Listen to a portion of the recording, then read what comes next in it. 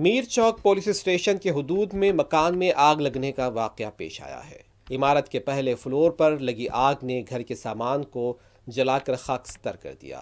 इत्तला मिलते ही रुकन असम्बली मीर जुल्फ़िकार अली और मजलिसी कॉरपोरेटर्स मकाम वाक़े पर पहुंच गए। फायर ब्रिगेड के अमले को भी तलब करते हुए आग पर काबू पाया गया। इस मौके पर मजलिस के रुकन कौंसिल रियाजुल हसन आफंदी और कॉरपोरेटर्स मौजूद थे।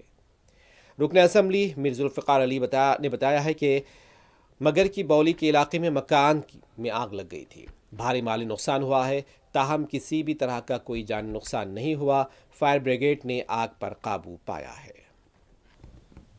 आज 10:30 बजे मगर की बोली में एक मकान में आग लगी, जिसमें माली नुकसान हुआ है। जो वहाँ पर उस मकान में लोग नहीं थे।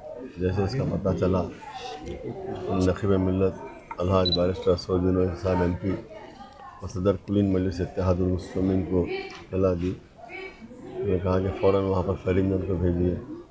मैंने फायर ब्रिगेड को फ़ोन किया तो फायर ब्रिगेड वाले यहाँ पर आए और आके आग पर काबू पा लिए।